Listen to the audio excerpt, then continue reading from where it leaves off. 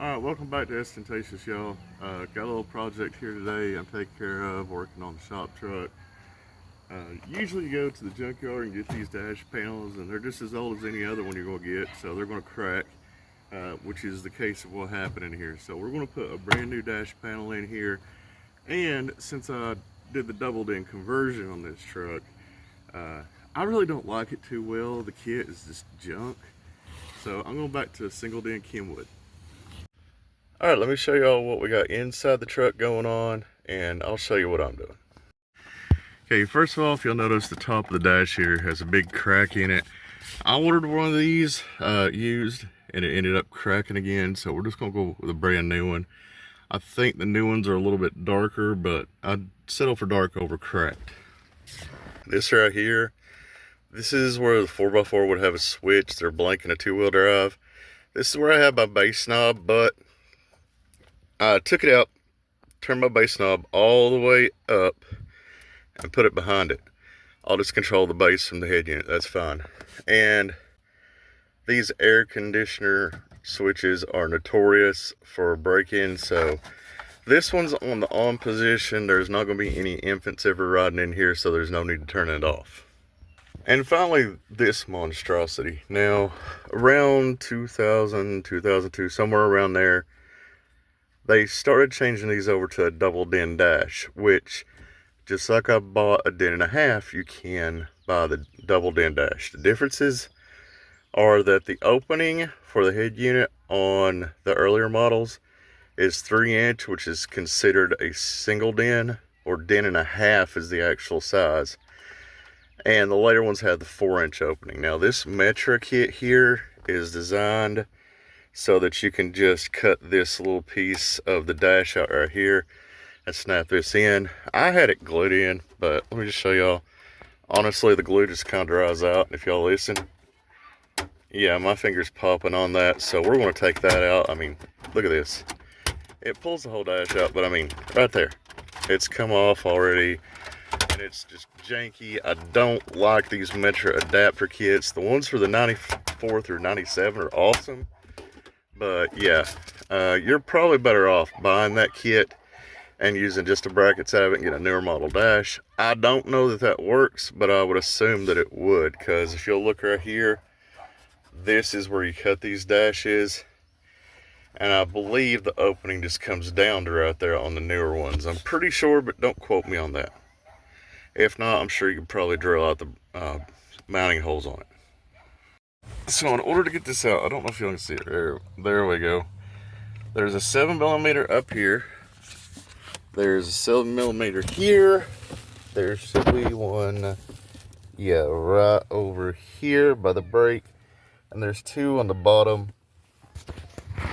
Maybe more. It's been a while since I did this. But anyway, this truck, if I remember right, all I do is drop the top three, and this knee bolster will fold down. I think it's missing a couple. And behind the knee bolster, there's a couple of 7mm into the dash piece itself. Let me show you what I'm talking about. Right here is what I'm talking about, one on each side of the column. So let me go ahead and get all this out, and we'll go from there. All right, a couple key things y'all need to remember when you do this. Over here on the side is the headlight switch. Y'all need to come in, push on the clip on it, pull that out. There's going to be a switch down here for this dome light, pull it out. And your truck may have more than this, so just make sure you get all the connectors pulled. All right, when y'all do this, this is something common. People yank their e-brake off. Well, not e-brake, their emergency flashers. Push down on the emergency flashers. Come over here, pull up, and rotate this. This will help you if you have an automatic or if you have a standard.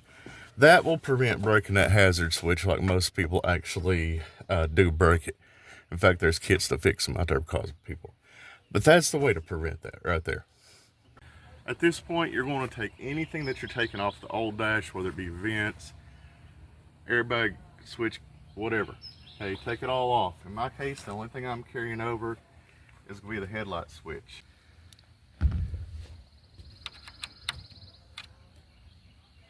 Alright, so for this headlight switch, we're going to have to switch from a 9 over to a 5mm, get this out. There's 1, 2, 3, 4 screws in there, so we'll take our 7 off. We're going to go to our 5. And y'all know how to unbolt screws, bolts. So we'll be back to you in a few minutes once we get this out. And I'll show you what I mean about putting it on the other one. I got all the screws out of this. Just pick it straight up out of it. Get rid of the old one. Don't worry about that, y'all. This piece broke off in the process, so it's okay. Make sure you're putting it in the right way. Line it up with these pegs, and make sure to put the screws back in the screw bosses, or bolts in the bolt bosses, and you're in business. The next thing to do is take this old head unit out. I have one over there. 2 bolts to hold this thing in. Yeah, I don't like that, but it is the way it is.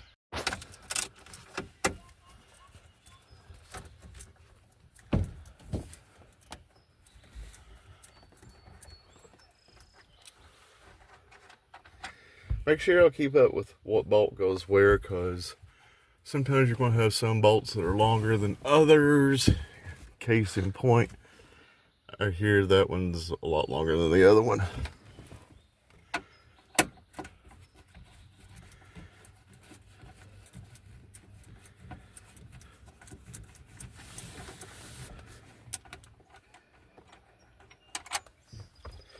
Alright, now that we have that out, we're going to pull the deck out of here. Excuse this big mess of wires, because it's probably pretty bad. It's not as bad as I thought it was. Alright, there's the antenna adapter. So here's the RCA cords, which I just learned something about. Here's the USB adapter. That's probably going to be the aux. And that's going to be the mic. We may not use the USB adapter again. I don't know. We're going to go ahead and unbolt, well, not unbolt, but unfasten this head unit. Let me get a pick out of the back of the truck so that I don't break this. These are some extra wires here. Now the main reason I'm getting this out of here is because this is not the right Pioneer harness and things weren't working right. But if y'all look right down here, you'll notice that I have a bullet connector on here. And I did that to make this fully removable and serviceable without unwiring anything on the truck. So I want to come right over here to, well, I got to figure out which one of these 2 blue wires is the remote wire. But what I'm going to do is I'm going to put a female bullet connector on the remote wire on here. And then we'll just go ahead and run it up into the dash like this. That way this unit can be fully removed as well. One important test a lot of people forget to do.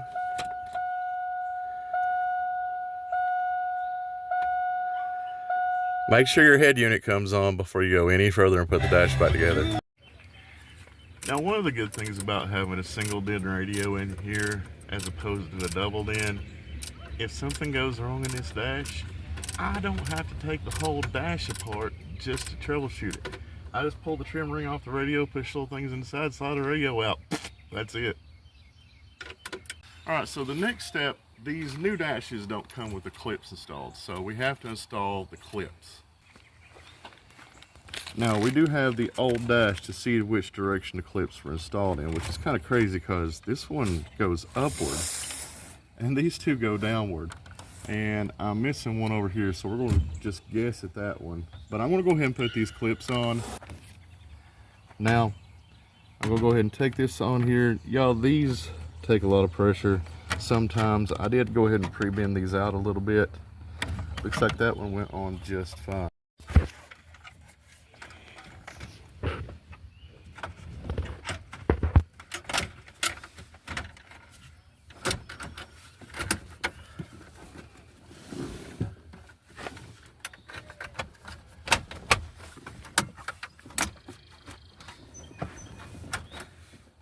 This might be backwards on some of them, because they're not wanting to line up.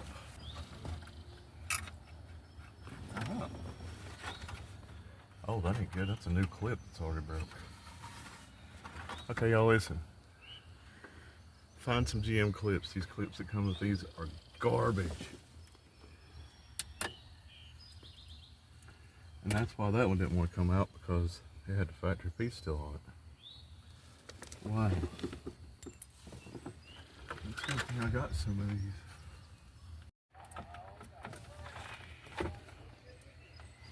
This part's a little sketchy, y'all. You gotta find exactly where these bolts go. And I'm gonna tell you, I've had a lot of these S10 dashes out before. Sometimes they'll fight you, sometimes they won't. I've had the same truck nightmare me after going easy the first time. And I've had the same trucks just go real easy after fighting me the first time. It's not really truck dependent, it's just the way these line up. After you've done a bunch of them though, it gets a lot easier to do. You can sort of develop a little bit of an eyeball for where these things are going to go in and where they're not going to. There you go. And yeah, so let me put this last one right here and I'll go right back with y'all. Alright, so let's go ahead and take a final look at what this looks like. Alright, so here it is in the dash. Just changed colors. I don't know if y'all can tell or not, but it's kind of like a lighter blue. And it's kind of close to the odometer here. Now I say kind of. I'll be adjusting that later. As y'all can see, there's a little bit of a misalignment here. However, this misalignment is not this new trim piece. This new trim piece actually went on really, really good. So my subwoofer's still not coming on. I'll be honest with you, I don't remember if I ever put a fuse in it or not. I do know the wiring was wrong because I couldn't get Bluetooth to go on going down the road. The video mod is supposed to unlock the menu going down the road.